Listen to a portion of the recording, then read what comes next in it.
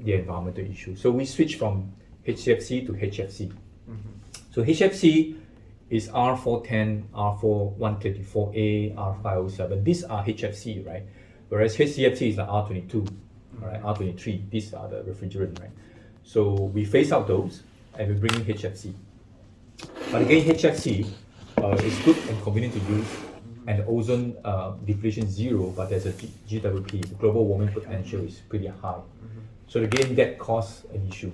So now we are at the century where we are in the midst of phasing out HFC and trying to find a different class of HFC, which is HFO, right?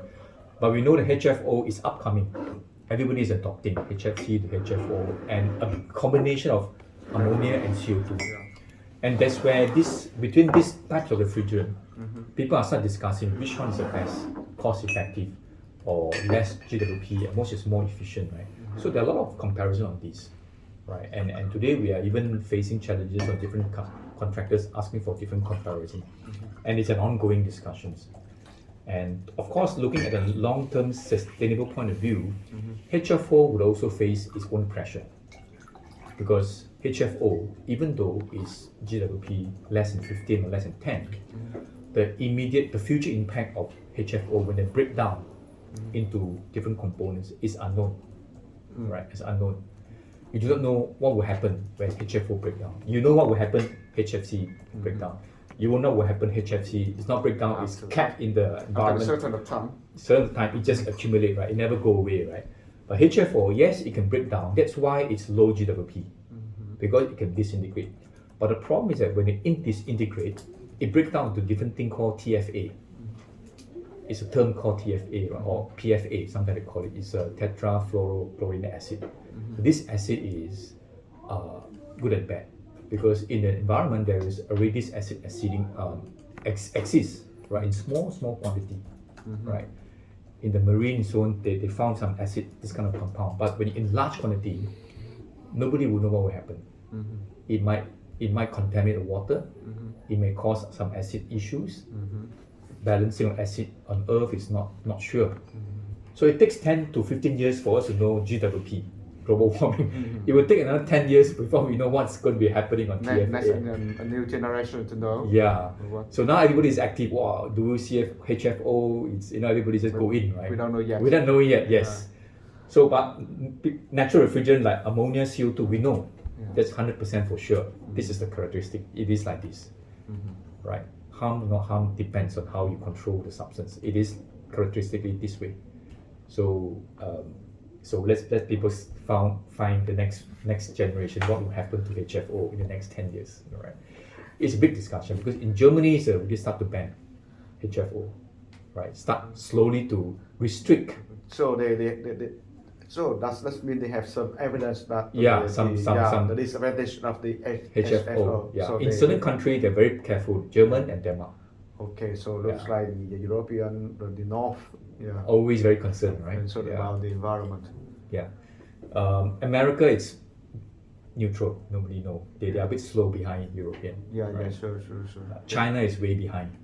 So they're still using R22, all right? But still Vietnam is using still HFC. Yeah, I know. So the country, varying depending on what economic issues, cost investment, their awareness is not there, right? So anyway, this is just a start of the discussion, right?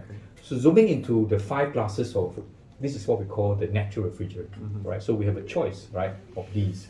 So ammonia, CO2 is the most commonly used today, right? Ammonia, you're very familiar, right? It has its own challenges, advantage and disadvantage. And CO2 also has its own advantage and disadvantage, right? So we're going to explore today a bit more on the CO2 part of it, right? So that you can get a better understanding, right? We're not going to very detail, right? Because we have engineering team, some of them are not here. We're going to give an idea, conceptual idea, how we can apply CO2 in a practical sense, right? So that you can take away some idea behind it. And the last 3 classes are hydrocarbon. Right? Hydrocarbon is also being actively used in today's world. In fact, European also is chasing after hydrocarbon, but it has its own limitation, explosive. That's the thing, right? But it's super efficient. If you look at hydrocarbon efficiency, it is higher than ammonia and CO2, Yeah. right? However, it is really because of its explosiveness. Yeah. So we are containing the charge of hydrocarbon in the past 10 years is about 150 gram, right, in the last. But what we heard from European country, community of experts, they are moving this charge to 150 to 300, and maybe next one to 600, right? Because if they push the boundary higher and more safety control, then you can use more hydrocarbon, but not in a scalable quantity like commercial buildings or industrial building, because you'll be huge charge and you need to be explosive grade, things like that, right? And the most popular use of hydrocarbon today is at home, your fridge. Okay. If you go to the fridge today, Samsung, LG, everyone is using either 1270 or 600A. It's very, very popular. My house is 600A. Oh, really? Yeah, the fridge. Yeah. Right. It's sufficient, but it's a low charge. Low charge. Yeah. But that's the best because you don't want to use CO2 is too high pressure. Yeah. Ammonia is too toxic at home. Okay. So you got to use hydrocarbon, which is in small quantity and high efficiency. Okay. Right. So that's what you do. And carbon dioxide is getting more into car air conditioning. Aircon application now. In car air conditioning, they use a lot of carbon dioxide. It used to be 134A, right? So now it's been switching to carbon dioxide quite popularly. Yeah. Yes, Yeah, some no, cars. for the car, I see they used to use the R134. Yeah, correct. And some cars are using HFO, right? HFO. In certain countries like Japan and all that, right? But by and large, they are really going to CO2 to explore this part of the advantage. Yeah. So this is just a few. Even air and water are also refrigerant, which I didn't point here. Right? Air and water. So water have been used for some special chillers. Air for very special application to even low temperatures, using the pressure of air to go down. So the lower the pressure of the air you suck, right, maintain, right, you can go low temperatures. That's another way of looking at air. But it's, of course, today we're not going to talk about that. But that's a different class of system. Okay. So a bit of the how we classify toxicity and flammability. So you can see A and the B, right? So A is basically toxicity, right? If you move from A to B, of course, the toxicity goes higher, from low to high. And then you have the 1, 2, 3, right? So the 1, 2, 3 means 1 is non-flammable, right? The number less on the right, less flammability.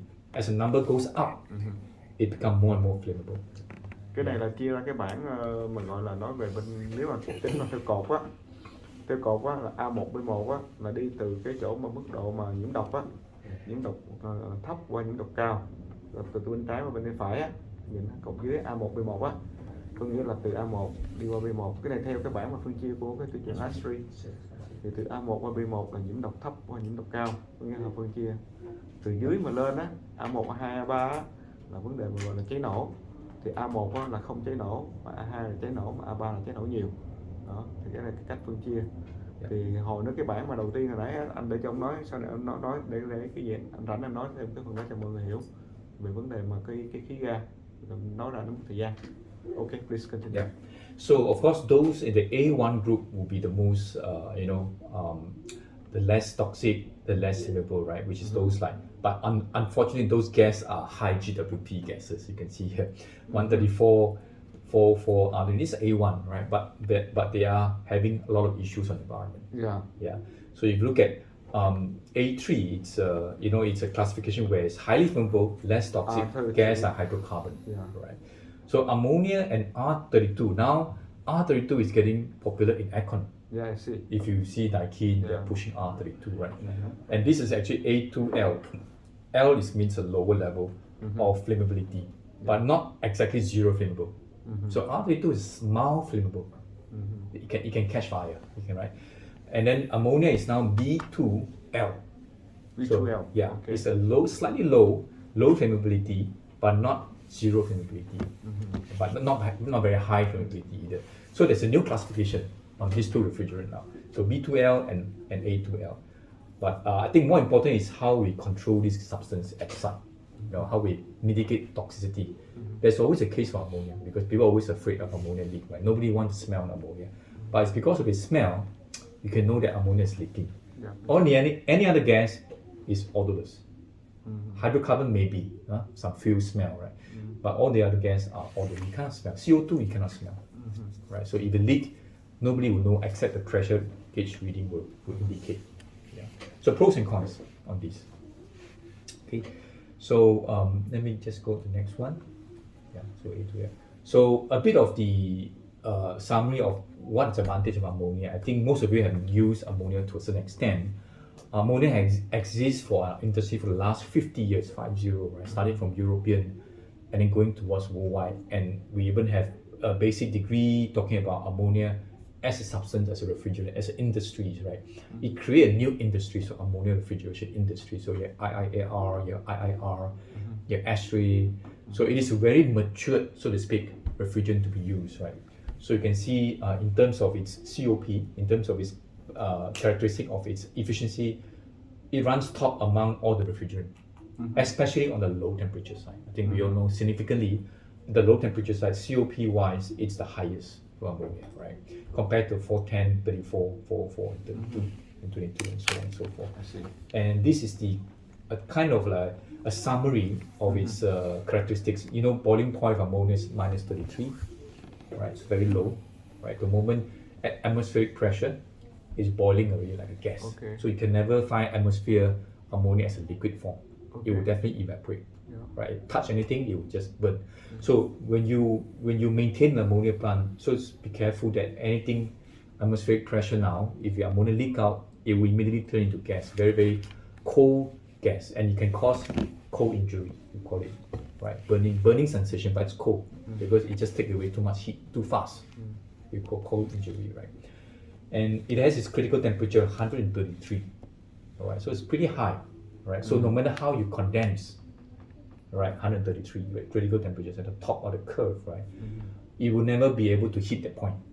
In our environment, we are in an environment about 30 degrees to 40 degrees, right? So it will be much lower than 133, critical. It will never be critical. Yeah. But CO2 is different, right? CO2 it's 31. It's a high pressure.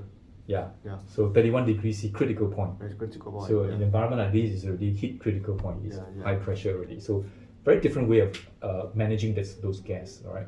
So and safety group and molecular weight and so on. Right. In summary wise, we have used ammonia for a long time, so we know that it operates at a relatively low pressure. When we say low pressure, it's how low, right? It's 0 to 13 bar. That is all the pressure you need on ammonia side. Not more than that, right? And of course, unless you talk about ammonia heat pump, right? Ammonia heat pump will go up to maybe 60 bar, right? 60 bar? Yeah, 60 ammonia bar. heat pump. Heat pump, because your evaporating and condensing pressure is moving up. Later you see the curve, it's moving up, right? So that's why ammonia heat pump not go up to 133, but below that it's a very good efficient cycle to use for ammonia heat pump. Right? That's why we are very much used to ammonia heat pump compared to HFC, HFO. But they need to have multi-stage to do high temperatures. Ammonia no need single screw compressor you can do, or single recip you can do the heat pump at a huge amount of heating quantity. Right? It has very good defrosting. One good thing about ammonia is you can easily use ammonia gas for defrost, and you know all the cold room, right? The pressure is not that high, less than 13 bar, you can do defrost. But CO2 later you will see to do defrost you need to go up to 52 bar, high pressure, right? And more tolerant. Ammonia is a gas which is very, very tolerant to water and dirt. You can keep ammonia running inside with water. Don't purposely put water or dirt, but it is very, very tolerable, even compared to Freon and CO2. CO2 is very, very sensitive to water and anything inside. Yeah, so the purity of CO2 is very high. Must be 99.99%. Yes, correct. Yeah.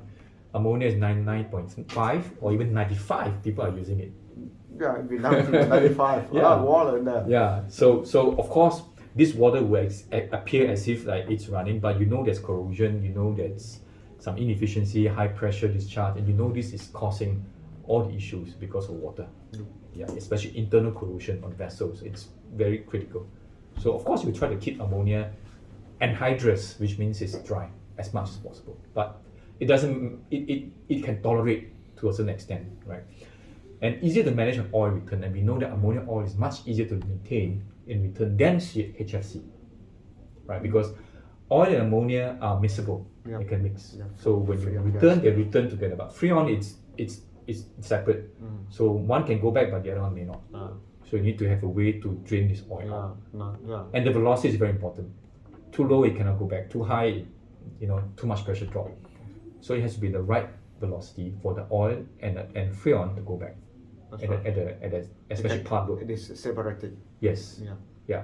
For our ammonia system, the Yes. ammonia and Yes. the oil Yeah. mixed together. Yes, correct. So different way of getting rid of oil and so on, right? And matured, and then we have been using ammonia for a long time. So the solution is pretty much mature.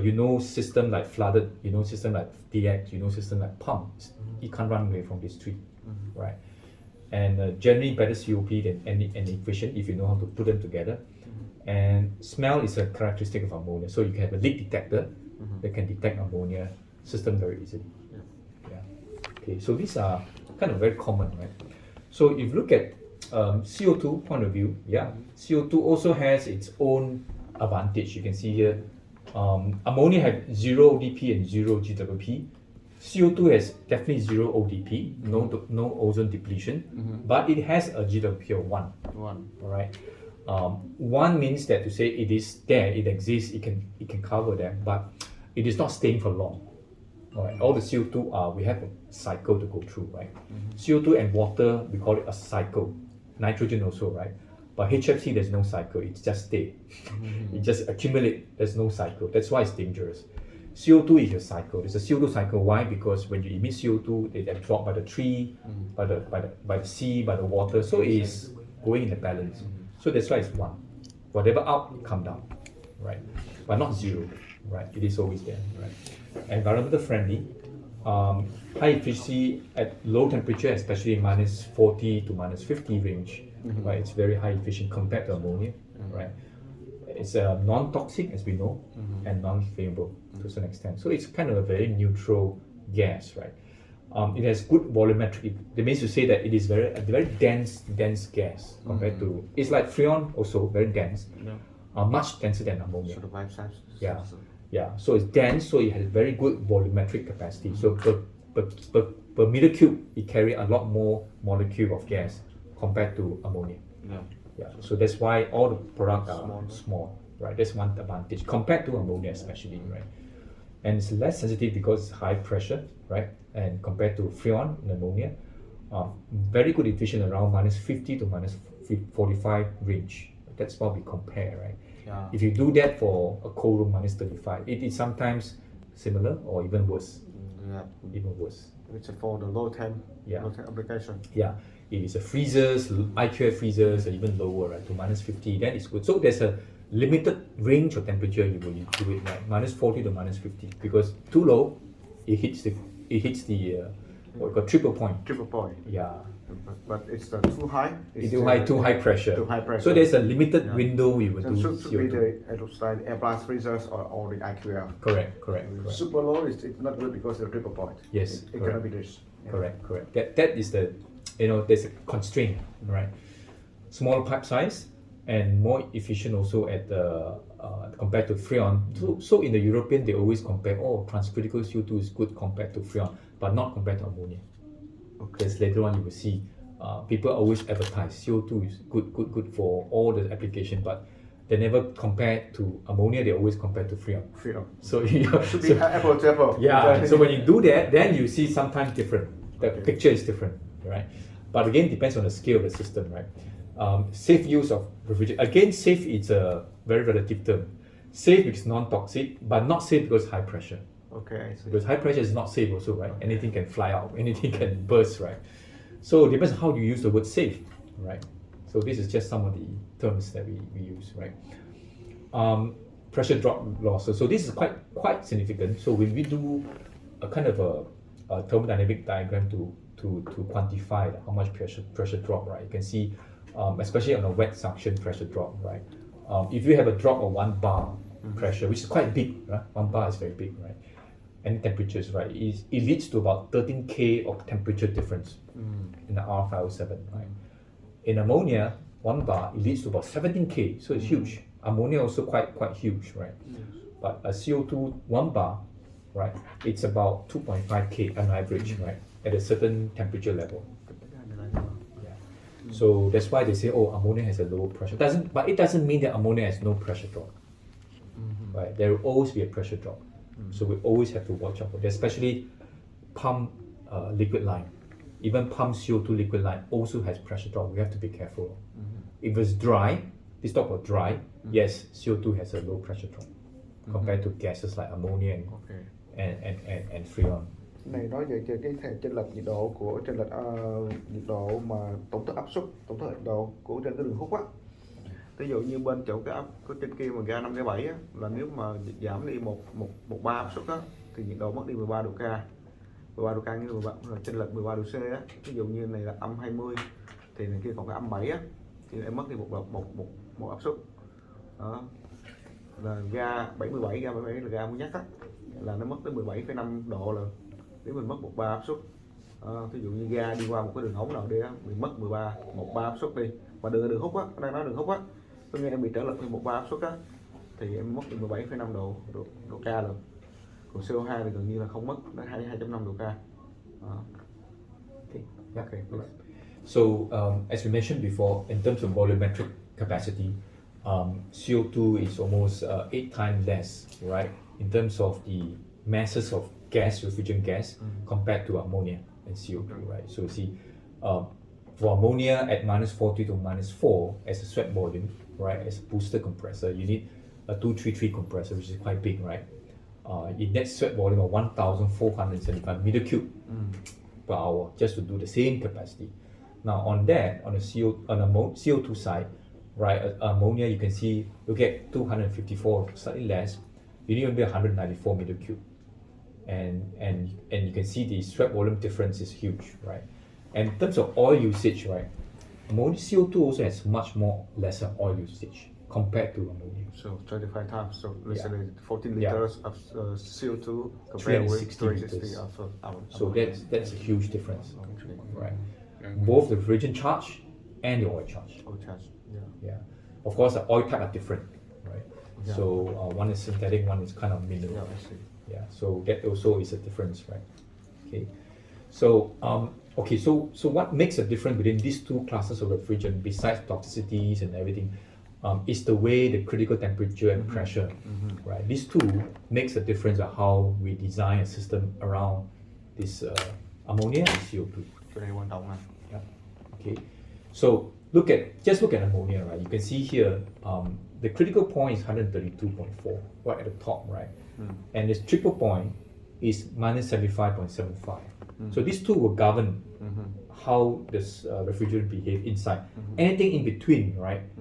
We can do it because it's two-phase, right? And we know that in ammonia we do -55 all the way to +45. This whole range, it is still within these 2 points, and it will be condensed, expand, compress this cycle.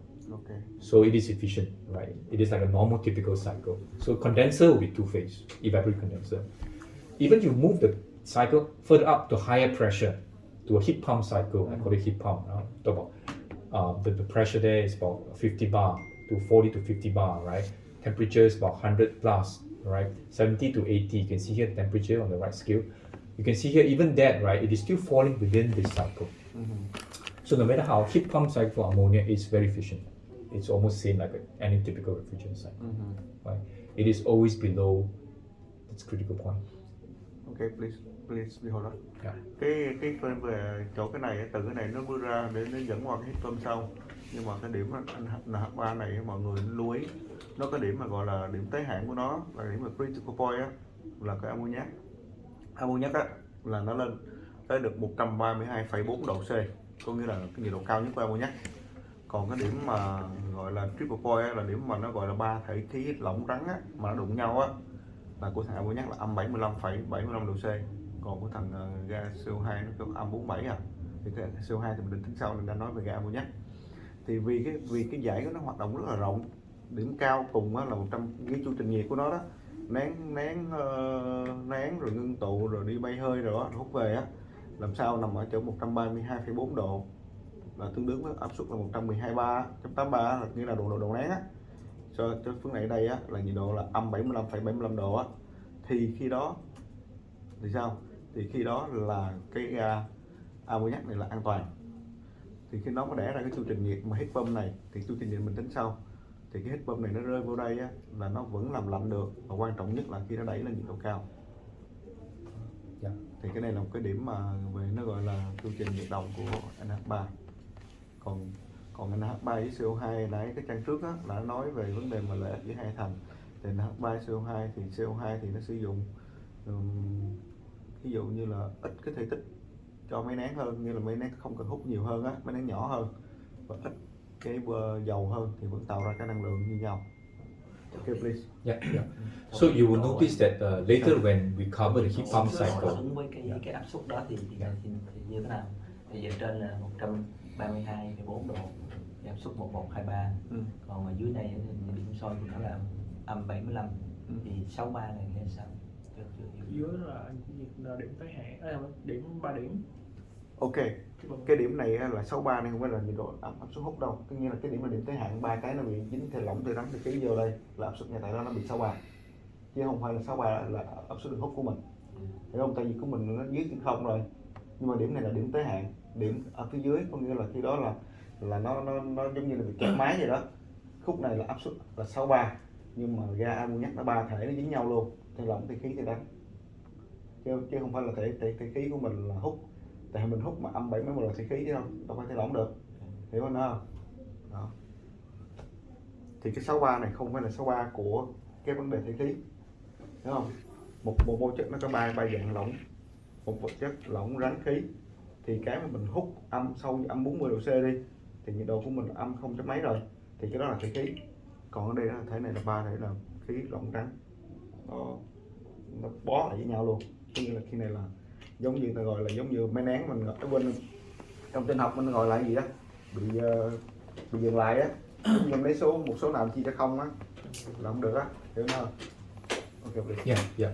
So later when we cover the heat pump cycle, heat pump product, right? Okay. You will know that we are operating at this level here, right?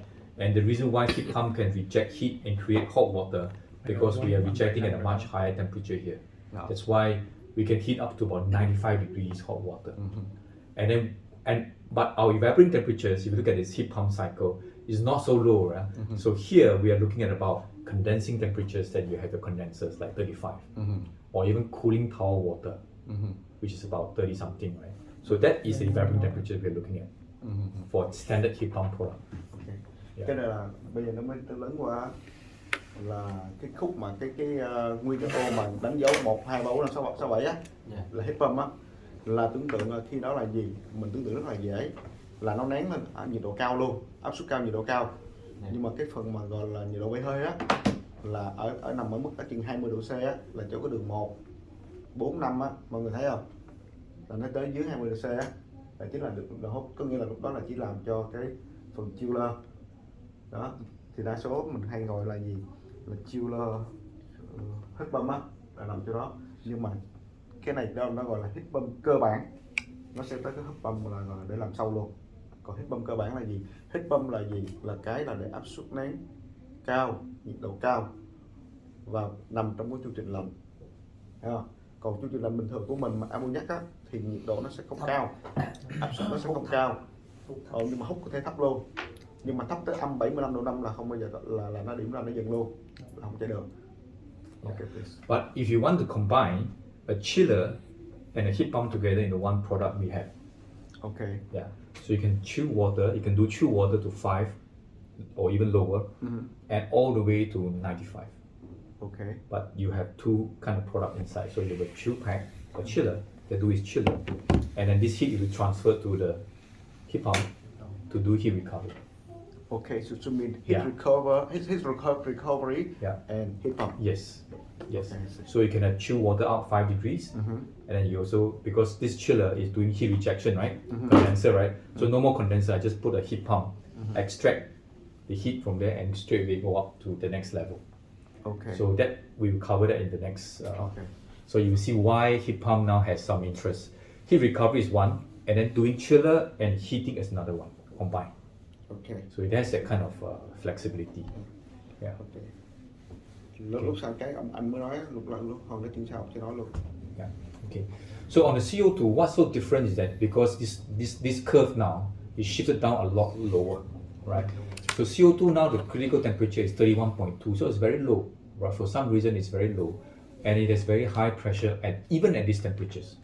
Right. It looks like the atmosphere, the Yeah. ambient temperature. Correct. But it's already very high pressure gas. High pressure. Right. So, but its triple point is also not that low. It's only minus 56.5, right, at about 5.1 bar. So again, once you reach these temperatures, right, it is in danger of going towards this three-phase coexist at the same time. Vapor. Liquid and vapor. Okay. Yeah. So it can't go that low, right? But it can't go that. It can go high, right? If you want to go high, above this is what we call operating in the transcritical cycle. Okay. Right? And Yeah. So you see this cycle here when you condense, it is two phase, right? This gas and then this is liquid and gas until all full liquid and then go down. So this is what we call a typical cycle, which is good efficient, right? Cycle. Now here, if you look at here, if you compress and whatever you condense, right, in this cycle is all gas. So that's why it's called gas cooler, not evaporative condenser. So in a CO2 transcritical cycle, it is a gas cooler. Whatever you condense, gas. Until you expand, and then to liquid, partial liquid and gas, then you start to do that again. So that's the reason why transcritical cycle in a warm climate is not as efficient as if you operate this in a cold climate. Because when it's cold, this cycle goes down. Yeah, if it's hot, this cycle goes up here. Right, efficiency will start dropping. Right. So, but there are many technology trying to improve the efficiency on the transcritical side by parallel compressions, by adiabatic condensers, by many kinds of ways to improve it. But no matter how you improve, it cannot reach what an ammonia system is on the best cycle. Right. So this is why it is very different to handle these two cycles, right? So there are three strategies how we handle CO2, right? Again, every system. Sure. Cái CO2 này nó có hai cái chu trình lạnh cơ bản. Một cái chu trình là subcritical là nằm ở dưới á, nó là cái chu trình lạnh, không? Cũng là hút nén đậu xả vậy ở bên đó. Ở chương trình kia là transcritical.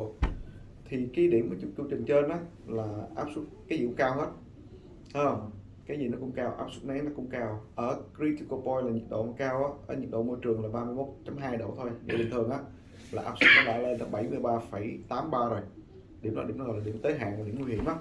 Là nổ hay là nó cái thể cái lên đó nó không thể là khí nữa, nó không thể gọi là thể hơi nữa, mà ông nào cũng nói là thể gas, cái từ là gas. Mình dịch ra tiếng Việt mình dịch không được, mình gọi là gas luôn. Lên tới thể đó nó rất là quan trọng. Do đó để làm trên cái transcritical cycle á, thì thường ta sẽ dùng với cái hệ thống mà cascade NH3 đó, họ đó nó sao. Còn cái subcritical cycle là một cái chu trình bình thường của CO2 nằm dưới, thì nó cũng là gì? Nó luôn luôn là gì? Nhiệt độ cao, áp suất cao, thấy không? Đó, thì cái phần đó là âm 10 độ C á, thấy không? Nghe qua không? Âm 10 độ C là subcritical. Nhưng mà CO2 không bao giờ nó xuống dưới quá được dưới âm 56.5 độ C nhiệt độ bay hơi á. Tại nhiệt độ đó là nó là bị triple point, là ba cái thể rắn lỏng khí nó gom lại nhau và áp suất đó là 5 bar. Do đó người ta muốn làm cái transcritical nhiều, thì muốn làm cái việc đó người ta có rất là nhiều giải pháp. Thì một trong những giải pháp CO2 cascade nữa thì chúng nghĩ là ông sẽ chuẩn bị ông nói. Do đó mình phải hiểu này nó có hai cái chu trình. Hai chu trình này ta CO2 hết. Hai CO2 hết. Tất cả đây đang nói CO2. CO2 nó chạy được hai chu trình này. Okay, please go ahead. So our useful range for CO2 for us in the environment is between minus 50 to about minus 40. Yeah, minus 40. It means the efficiency. Yeah. Cái phần mà nó mà xài từ âm 10 á, từ âm 50 á là cái mà CO2 là nên sử dụng nhiều nhất. Cái hoạt động của CO2 á. Còn cái phần mà gọi là hệ số mà nãy ông nói cái trang đầu á, nói về COP đâu á, thì CO2 nếu mà so với ammoniac, so với khác á, thì nó chỉ hiệu quả khi nó chạy từ âm 40 đến âm 50. Đúng không? Còn âm 30 mấy không, âm 30 không bình thường. Âm 30 kho lạnh là nó không thấy luôn á. Thành ra là mọi người mới lên đây để gì? Nó phân tích kỹ thuật mà, khoa học mà. Còn cái hoạt động của CO2 thì âm 10 âm 50 là cái critical á, thấy không? Nó ngưng tụ ở âm 10. Thực ra bên sau này á, Chương trình lớn này ngưng tụ ở âm 10. thì nó nén âm 10 luôn á, là gọi là ngưng tụ á. Là khi đó là từ âm 10 mà trở lên á là người ta sử dụng bên ammoniac á. Hiểu không? Nhưng mà cái transcritical nhưng chưa hiểu là ví dụ như mà bây giờ là nó nén lên tới, nó nén lên vậy thì nó làm lạnh sau bây giờ nó đang là toàn bộ là dương, nhiệt độ dương hết mà. Ví dụ anh thấy Đang nói chu trình hai. Đây là chu trình mà ứng dụng khác. Trên này chương trình khác, dưới chương trình khác. ứng dụng khác luôn à. cái chu trình là một cái ứng dụng, hai cái thằng nó vẽ ra không có liên quan gì với nhau hết đó. Hai thằng đó là hai chu trình đó. Có thể là ứng dụng bên kia là để dùng nhiệt nóng thôi. 4 cái điểm này mà Lâm muốn biết không? Bây giờ coi lại cái Em nắm, nhưng mà em đang hỏi là nếu mà transcritical thì đâu có sử dụng cho nhiệt nóng thôi. Nghĩa là chỉ dùng cho nhiệt nóng thôi chứ không nhiệt lạnh. Nhiệt nóng Nó có ba nhiệt độ nó cũng thấp lắm, thành ra là nó xài cũng không được. Nó sẽ và đưa lên, tức là với cái ngưỡng đó là thằng CO2 á, là nhiệt độ của nó có 31 độ mà nó áp suất nó đã lên 73 kg rồi. Thì ứng với cái giải này thằng CO2 nó không thể làm nóng được. Nó không có tác dụng. Tại đó ngưỡng tới hạn của nó rồi, nó không thể nào lên trên nó được nữa. Okay, please. Yep. Okay. So because of this, there's various way in today's technology to handle CO2, right?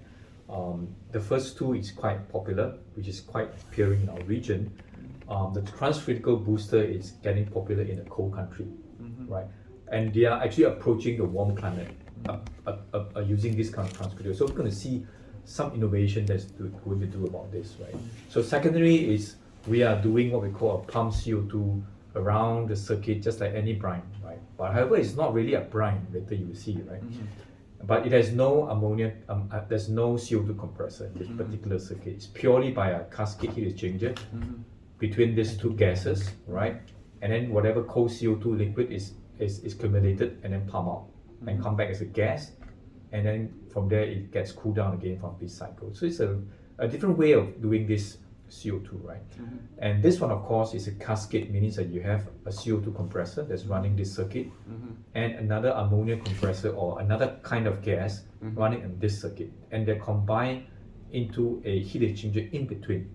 We call that a cascade cooler, right? So this is another way of doing CO2, right? But it's pros and cons that I'll highlight, right? You can go down low here, but it can't go too low on this one because it's constrained by the ammonia compressor here, right? And a transcritical is actually, everything is CO2. There's no mix of different types of refrigerant, right? This is CO2, low pressure, medium temperature, high temperatures, and a gas cooler, and it come back in expansion system. So typically they're all expansion, right? Because Freon and CO2 are very similar in characteristics except pressure, right? So this is also another way. So this system by far typically a smaller scale capacity compared to these two. These can go large capacity, right? And I say warm climate because this is very popularly used. Our JCI product is mainly on cascade, right? And of course our competitors are using secondary type or brine. And then another type of product also has been developing is transcritical booster, right? This is the transcritical cycle. Okay, so a little bit of the pressure, right? If you look at these three, right? Pressure-wise, how they stack up is you look at ammonia system, a typical ammonia plant. Our ammonia system is designed to maximum 25 bar, even with defrosting, right? You know that our ammonia operation pressure in condenser, even at 35 to 40 is less than 13 bar. Yes. It's half of that. But our compressor, all the compressor you buy, is designed up to 21, 25 bar. It can withstand, right, 2 times. So it's considered high for ammonia side, right? But not that high compared to CO2. The pressure range scales up. So you want to do ammonia CO2 pump system. This is a cascade, right? It goes up about 40 bar because of CO2. But the CO2 is restricted to the lower pressure, right? So we're about 40 bar. Ammonia is about 10, 13 bar, right? It's here. But if you want to do ammonia, CO2 hot gas in the system, it goes up slightly higher to 52 bar because at 10 degrees C, it's close to 50 bar. So hot gas for CO2, you can probably do that. right? And when you say ammonia heat pump, just now I say the cycle push up, right?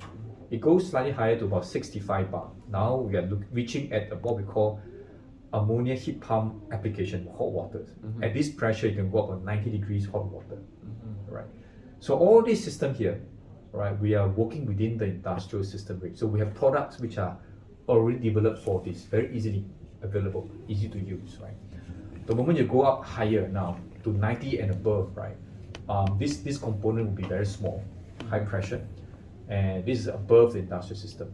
Okay, so we have CO2 at standstill pressure. So if you let the CO2 stand still, which means that you let the environment temperature catch up, right, the pressure will build up. Right, at 31 degree is about 80 bar. 80 bars. So 35 degrees close to 90 bar. So that's the kind of temperature and pressure in our environment, right? But you talk about transcritical, which means that I want to condense at higher pressure, right, because of the cycle. Then you need to design a system up to about 140 bar, right? That is means your piping, your component, your condenser, evaporator, everything have to handle up to 140 bar, even pressure testing. So that's why for transcritical, the product cannot be too big, right? It will be restricted to a certain capacity, right? Modular form, semi-hermetic. That is the best way to contain the pressure.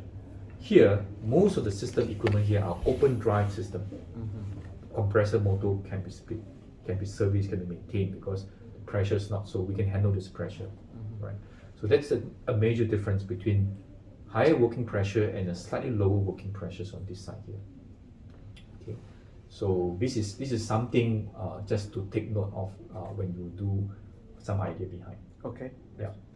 Giờ khúc này nói về áp suất, tại cái này là nói về áp suất, từ ở đó nó mới tới vấn đề mà gọi là áp dụng cho ứng dụng. Tập kỹ không? Cái này là ứng dụng của từ industrial bên tay phải nè, là với hệ thống công nghiệp mà nguyên cái là màu xanh đó, là từ 65 bar mà trở xuống thì mình có thể hiểu, anh giải thích ngắn gọn cho hiểu là gì. Cái này là con người là hoạt động được, vô bảo trì được, mở máy nén được, mở motor được, có nghĩa là khúc này là con người là điều khiển được. Còn từ mà trở lên mà cái xám xám á, mà 93 đó là CO2 đứng, gọi là standstill, là CO2 nó đứng bình thường ở nhiệt độ môi trường 31 độ C nó đã 83 rồi, lên tới 35 độ C nó 93 rồi, và lên tới cái vực mà gọi là transcritical, là gọi là siêu cao đó là 143 thì là nó phải cần những cái gọi là thiết bị phải là chính xác là tuyệt đối luôn, đúng không? Có nghĩa là mình xài bao nhiêu, mình sử dụng bấy nhiêu á, phải tính toán, và thường đó là cái số lượng là rất là, số lượng tính toán là rõ ràng. Thế thì giờ quay lại cái 4 cái xanh đó, thì ở đây bắt đầu mình nói là NH3 hệ thống là thiết kế 25 bar, đúng không? Thì 25 bar ngay dàn ngưng của mình đó là dàn ngưng của mình là cũng là 14 bar thôi, nó thiết kế là đến 25 bar. Hệ thống NH3 CO2 á, mà cascade đó là pump á, là nó thiết kế là 40 bar, đúng không? Mà hệ thống NH3 CO2 mà có hot gas defrost á, là có dụ như là cái điều là sa đá bằng ga nóng á, thì khi mà sa đá bằng ga nóng á, là mình sa đá ở nhiệt độ là âm 10, mà âm 10 nó chính là 52 bar. Đi mở cái bảng tra cái bảng này, hồi nãy anh coi cái bảng tra là âm 10 là 52 bar. Còn bây giờ cái trên nữa là NH3 mà nó sử dụng heat pump á, thì nó cũng giống như là NH3 mà ở dưới system ở dưới 25 bar đó, nhưng nó sẽ dùng thêm một cái giống như là một cái bộ trao đổi nhiệt đó, thì cái đó từ đó nó nâng lên là để cho cái nhiệt độ áp suất đầu nén á, nó lên tới 65 bar, và khi áp suất lên 65 bar thì nó sẽ tạo ra nước nóng là 90 độ C. Cái đó mới là cái vấn đề mà hiện giờ là xu hướng. Còn về ammoniac á, NH3 heat pump á, 65 bar, từ đó là đồng nhất. Còn NH3 CO2 gì đó thì cái gì đó, cái trang mà trang trước cái trang này nữa, để anh sẽ nói với lại, anh sẽ ngồi uống cà phê nói chuyện thêm với tụi em. Nó có 3 cái này đâu, thì anh bữa nay đi thêm 3 cái cho. Hai cái ứng dụng trên là chắc là ứng dụng ít, gần như là, mà cái đó là nó sẽ nằm trong cái việc là rất là hữu hạn luôn. Nên ông nói là thiết kế cái này là cực kỳ là khó luôn á, tại cái CO2 coi như là để nó luôn à, để nó bình thường nó là 31 độ, nó là 83 rồi, mà lên thiết kế nó 93 rồi là 35 độ rồi. Ok. Yeah. Okay.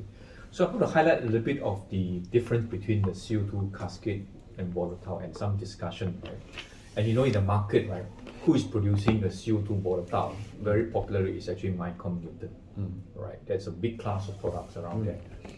and we are focusing traditionally very much on the cascade system, right? Cascade CO2. So the primary difference you can see here is there's no CO2 compressor here, right?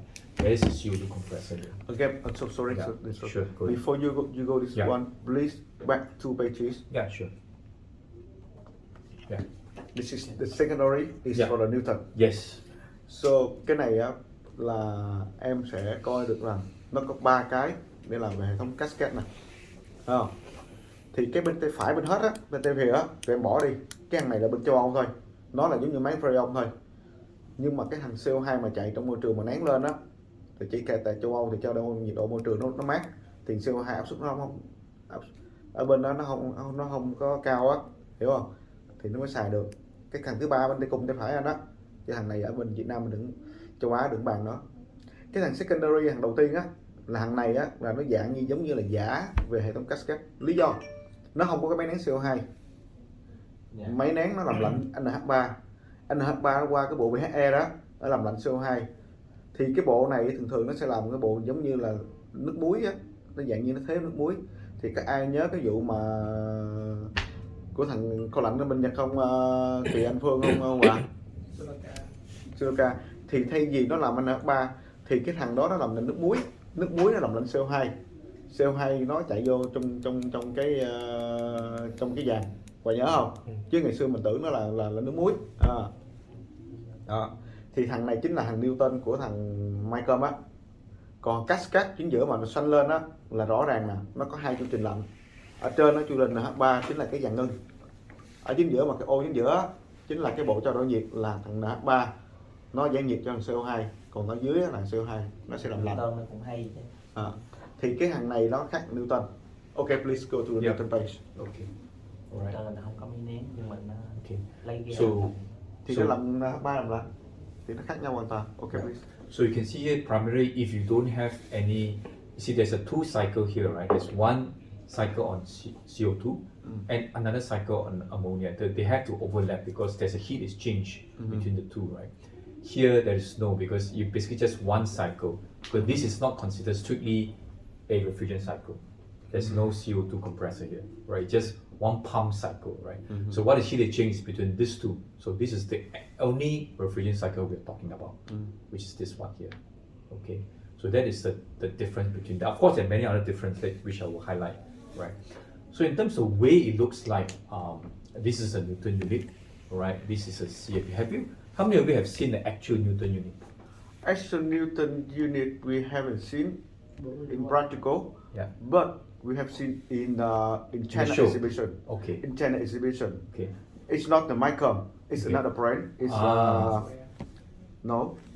Awit, Yantai. Yantai. Yeah. Awit is Okay. Newton. Yeah. Okay. They copy the design. The company design. Okay. Yeah. Okay. Yantai also. Yeah. Yeah. Yantai has what we have like this. Yantai. Yantai wood. Yes, they have this type like that. But of course, they do a bit of different design. They do cascade like us, right? Newton is like volatile, right? So Awit copy that. And same is, I'm not sure about Ping Shan, they copy each other. Awit is very smart. Yeah. Pros and cons. So, okay, later we talk about flexibility, because this is a very, you can see the way they construct, it's not easy to service. Right? It's not very small piping, small part. And I believe the unit here is designed for very high pressure, right? Our pressure here is not high because we got a standstill cooling unit. This one don't have, right? Okay, later I'll talk about the difference, right? So what is the difference internally, right? How it runs, right? You can see here, ours is we have ammonia CO2 compressor, right? Your CO2 heat pump pressure vessel, just like any ammonia pump you have, I see. all right? Same thing. All right, and then we will suck the CO2 gas back to this compressor and discharge into cascade heat exchanger, just like everything. And whatever condensed CO2 will be back to this here. But we have what we call an oil rectifier. Yeah, oil rectifier. Because oil and CO2 will be kept somewhere here. So you need to rectify the oil and returns it back to the compressor. Yeah. So this is what we do. And we also have a standstill unit. To cool down. Cool this CO2, because this pressure here If you stand still, it go high to 90 pressure, 90 bar, remember? Yeah. So this is to maintain the pressure here when you're not doing this system here to be manageable, Yeah. low pressure. During the maintenance.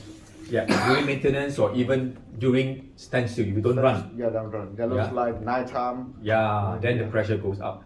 Then you will run this one, Okay. right? So of course this will be standstill, and this part here is a typical ammonia system. So you have ammonia gas that's up and discharge to condensers and return back to this one. So this one circuit is another circuit. Now look at this one here. It's kind of like complex, right?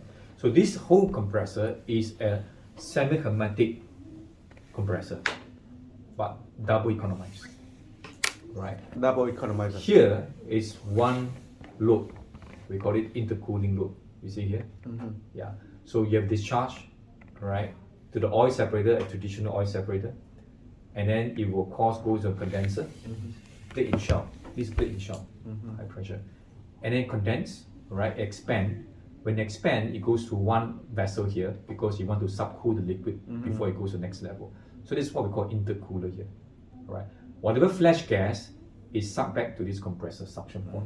So removing a flash gas and subcool liquid, of course, is good because it produces more cool liquid here, right? And before this cool liquid goes to the next stage, again, there is an economizer, all right, to the low stage compressor. So again, it subcool the liquid further down, all right? Further subcool, so two subcool liquid here. One, the next one, all right?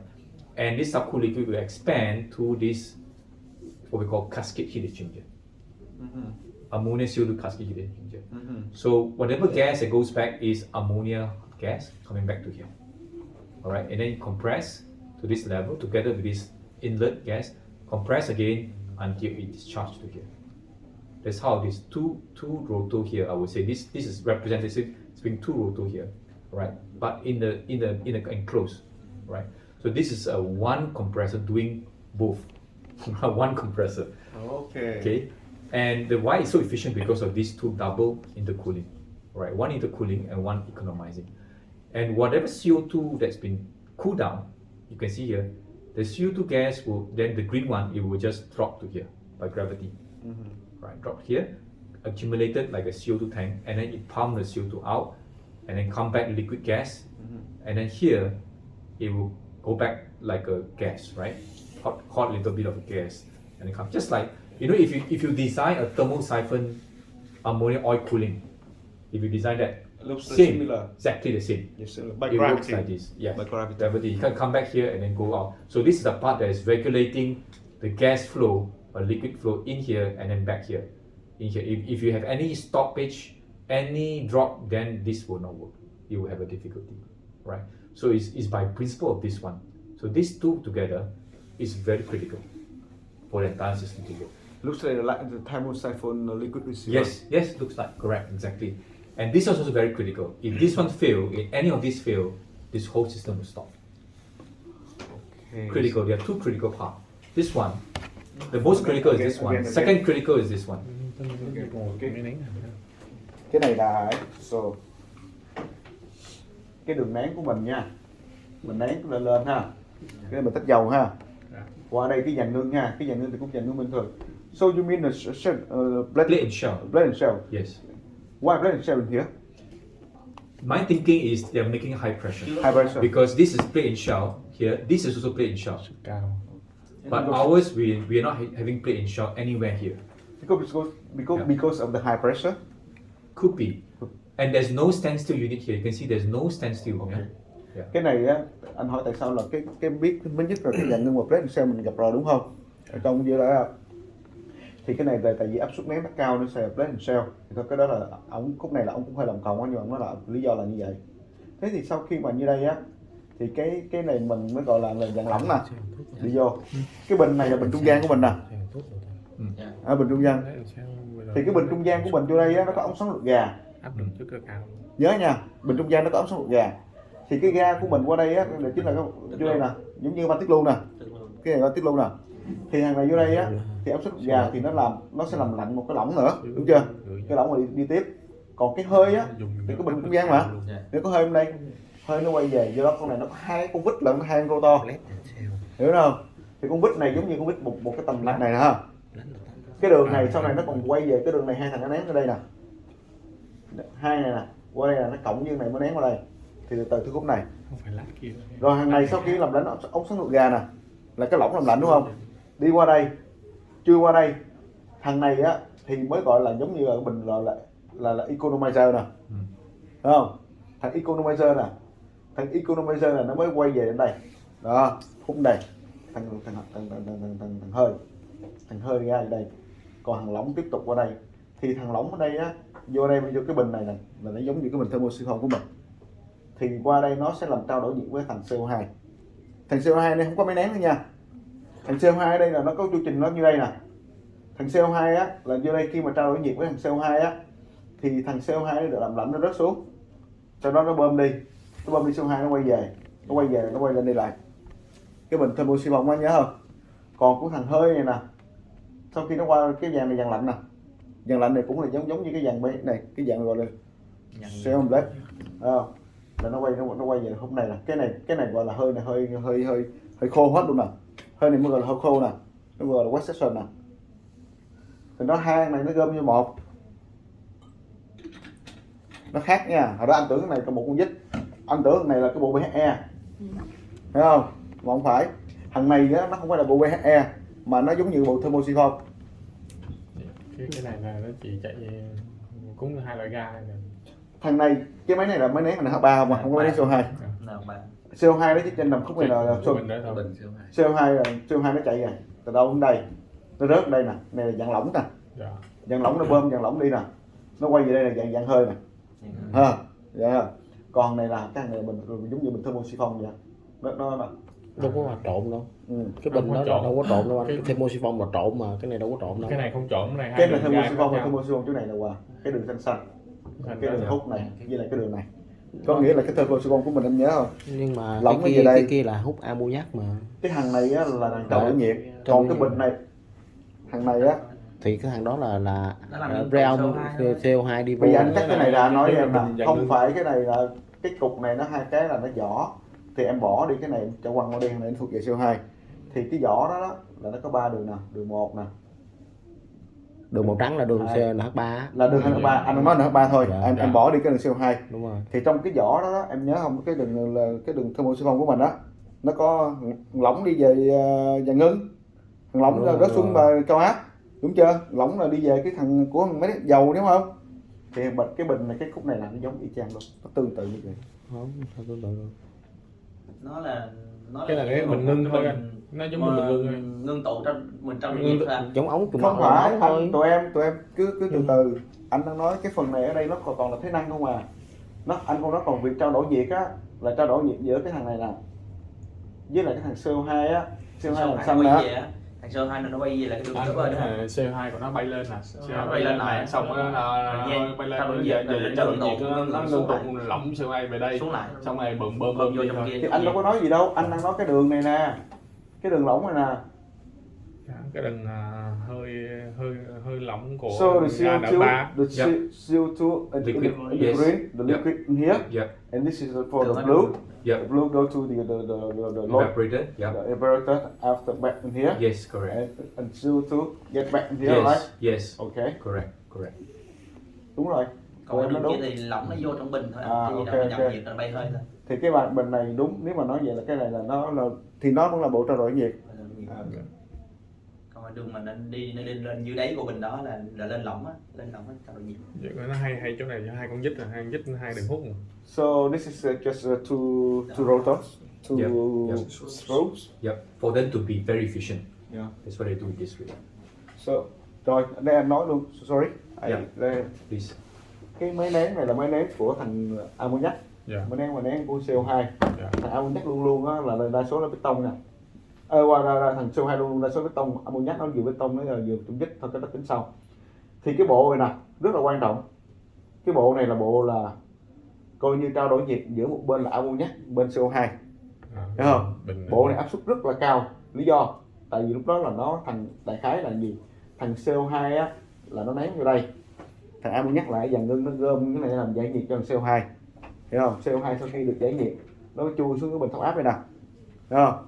bình thấp áp này nó mới bơm cái CO2 vô, dụ như là cái freezer, rồi CO2 nó quay về cái máy nén. Cái này mọi người kịp không? Kịp. Kịp không? Ở đây nó có cái ống rất là đặc biệt này, nó gọi là oil rectifier. Là cái này là để gì?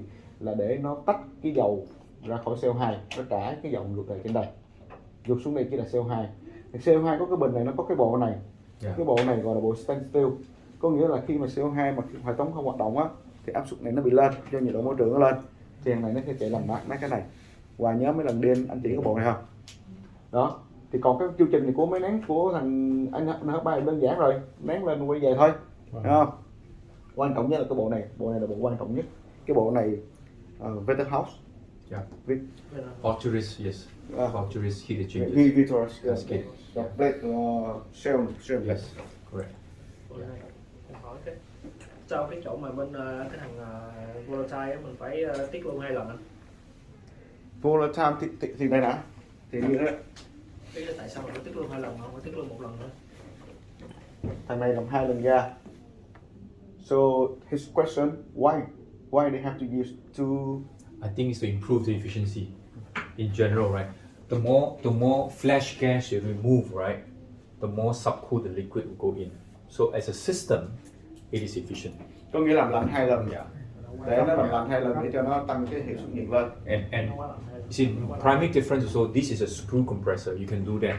Right? A recip compressor, you can't. But recip compressor by itself is making use of this pass volumetric to be the small, right? So the philosophy is different. So you can also have screw here, then that can be this adaptable to that. If you want screw, also possible, right? But factory standard is recip compressors on both sides, right? To have higher efficiency on the CO2 compressors. I think for the ammonia side we can use the screw. You can do a screw. You can do a adaptable kind of version. So this is very highly adaptable. This is very constrained. There's only one way. Just over Yeah. screw. There's no standby. This you can expand, two, or you buy the whole unit as standby, 2 double. Cannot parallel. You can parallel one skid, but same like this, duplicate. You can have like 2 compressors sharing one switch to the other one. I've not seen that. Cannot standby. Yeah, you can stand by this, but duplicate another one on the same skid. So I've seen that. Có nghĩa là cái này nó không nói được mấy trên kia nói nhiều máy nén song song. Thằng này nó nói nguyên cụm song song chứ nó không nói được nhiều máy nén song song. Yeah. Here I can have 2 compressors on the same skid. Here I can have 2 compressors. But same skid with 2 compressors, no. You have many skids. Yeah, you get 2 skid, 2 out on the same skid, longer. Yeah. Là phải gấp đôi lên. Yeah. Chứ em không nhắc được hai máy nén. Meaning to say this is duplicate, double everyone, right? Here I only double these 2. Có nghĩa là bên kia em tăng công suất là em tăng máy nén thôi. Bên kia làm tăng hết một cái bộ luôn, cái skid là cái bộ á. Nhưng mà bên đây á là chỉ làm được với máy nén bên trục dít thôi. Tại vì nó trục dít nó mới gắn được 2 dít dày. Thì cái câu hỏi của Lâm cũng hay á, nó hỏi tại sao là sao sử dụng 2 cái bộ intercooler đó, mình dựa lên intercooler. Thì hôm nay nó là chỉ vấn đề đơn giản nhất là để nó loại cái flash gas nghĩa là cái ga mà nó vừa có lỏng mà nó vừa có hơi á, nó loại về nó lấy cái lỏng để nó làm lạnh 2 lần. Thì cái lạnh sau khi làm lạnh 2 lần á thì nó mới lạnh hoàn toàn á. And we have a standstill, right? Because we designed this to a certain pressure, right? 52 bar or something, or even 42 bar, right? This is normal, right? So that's why we have a standstill, because here there's no standstill. So which means that I suspect everything here is high pressure to maybe 90 bar or higher, because plate and shell normally take high pressure. This one normally take high pressure. This one they have to semi-hermetic, they can do high pressure, right? I'm not sure about oil separator. How high? Must be semi-hermetic, cannot be open. I've not seen open type for them. Có nghĩa là nó là They have compound screws, right? Remember compound ammonia, but that's not for CO2. For CO2 they do this way. It's very unique. Yeah. For the compound 2 stage. Yeah, it's open type, right? Open type. But this is the stage. This is semi-hermetic. Semi-hermetic. Yes, not open type. You cannot repair the motor. I mean, you have to change and take out and change. Này là nó This is open type. Này semi-hermetic. Tại vì này toàn bộ hệ thống này là áp suất cao hết. Lý do là nó không có cái bộ standstill mà cái máy nén để dây nhiệt á. Thì toàn bộ nguyên cái này á, từ bình chứa áp lực hết là toàn bộ đây là áp suất cao hết. So not sure how they maintain the pressure because we need to maintain pressure low so they don't have ammonia release, right? Unless this whole skid is high pressure. Then when the temperature stands still is high, it won't leak, right? Because you have 140 bar, making sure it doesn't leak. Yeah, it's the pressure. Yeah. So of course, if this one conk out, then temperature goes high, there will be leak. It will leak to the safety valve. Yes, safety valve. And then you have to charge. But of course, you hope that only this part is not operating, this is running. That's fine. Right. So just pros and cons. Yeah. So I've actually summarized some differences between the Newton and our CFP, right? If you look at one of the application range, advantage for them is they can go all the way very high, right? Why? Because if you look at this one, I can design any suction I want. This CO2 doesn't depend on, this CO2 depends on what suction I bring, right? So I can go -10 to plus something. I can do CO2 at high pressure, high temperature, -5 for example, or 0, right? But for cascade, because I got 2, I got intermediate, I cannot go too low.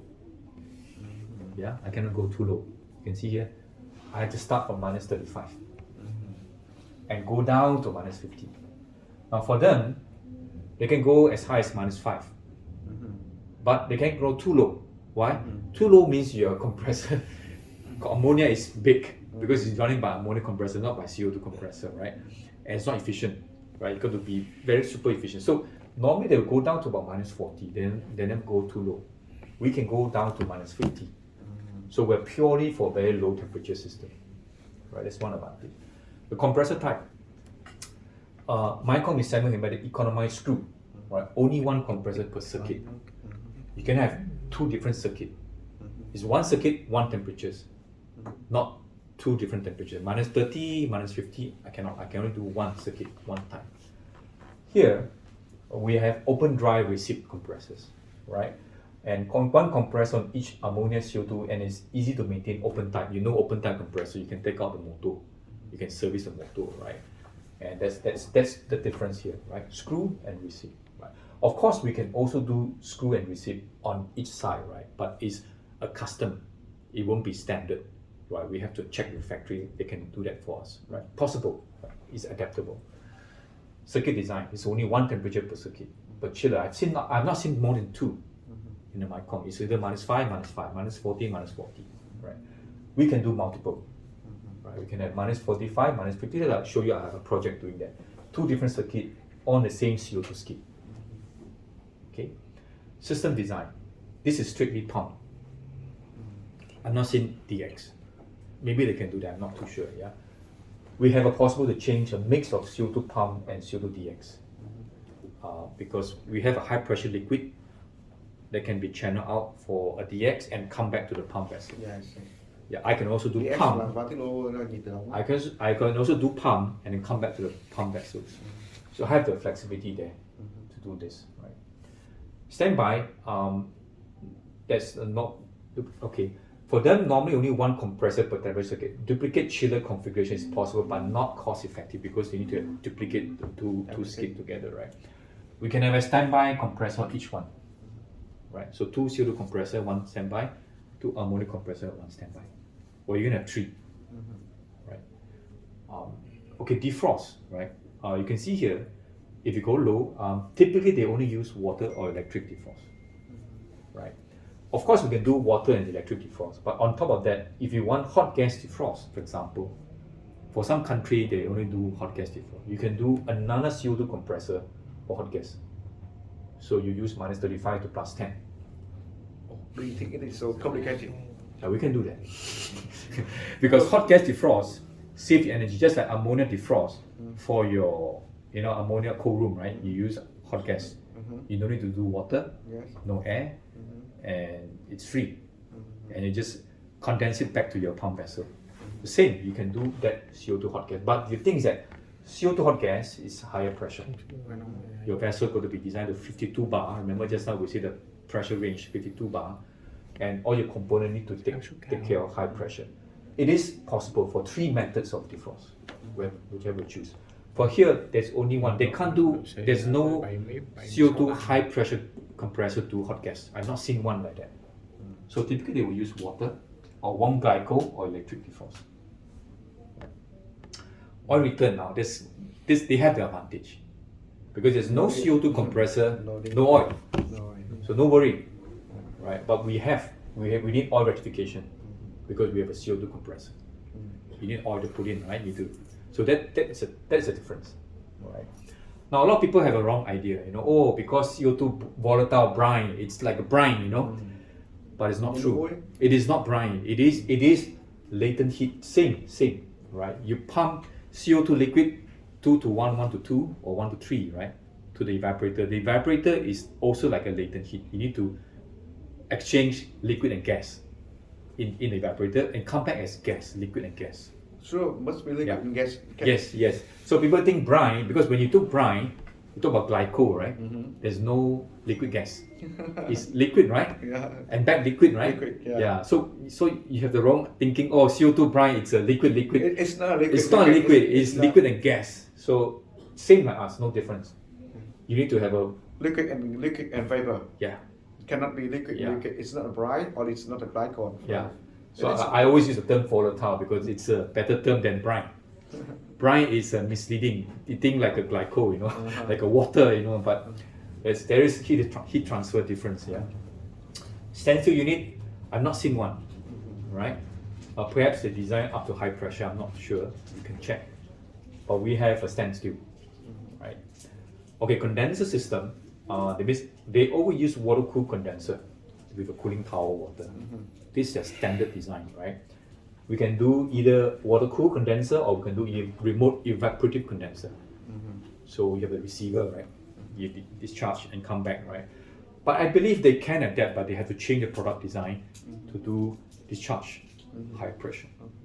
So this is some of the, if you want to compare product to product type, it's pros and cons on both sides to this type of design.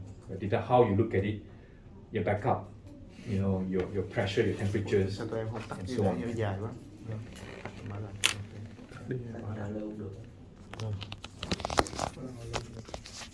Nó này